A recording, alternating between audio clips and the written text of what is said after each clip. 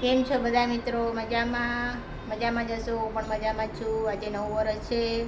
બધાને મારા તરફથી હેપી ન્યુ યર, જય માતાજી, જય શ્રી કૃષ્ણ. બધા મજામાં રહો એવી ભગવાન પાસે પ્રાર્થના છે.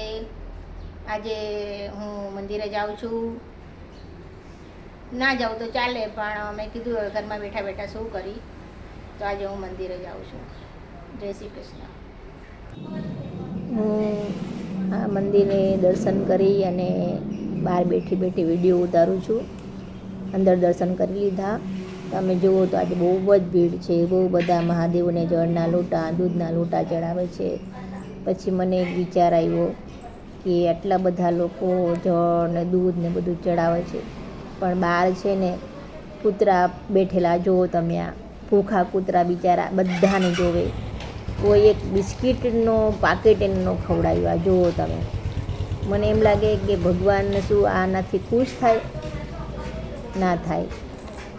એટલે ભગવાનની પૂજા કરો એ બરાબર છે, પણ મૂંગા જીવોને પણ તમે કાંઈકનું કાંઈક ખવડાવો તો મહાદેવ રાજી જ છે. મને આજ મંદિરમાં જઈને એ જ વિચાર આવ્યો કે લોકો કેટલું દેખાદેખી કરે છે એમ. આ મૂંગા જીવ ક્યારના બેઠેલા છે, પણ કોઈની સામું જોતું પણ નથી.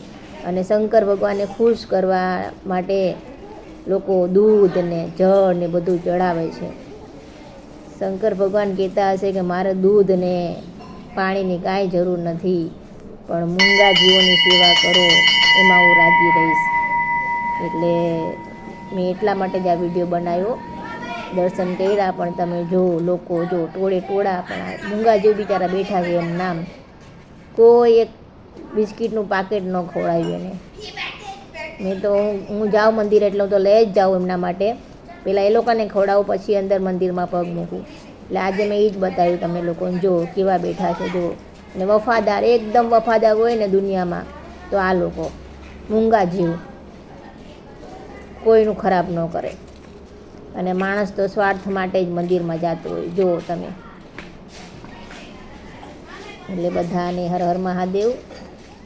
મૂંગા જીવોની સેવા કરો તો મહાદેવ ખુશ રહેશે.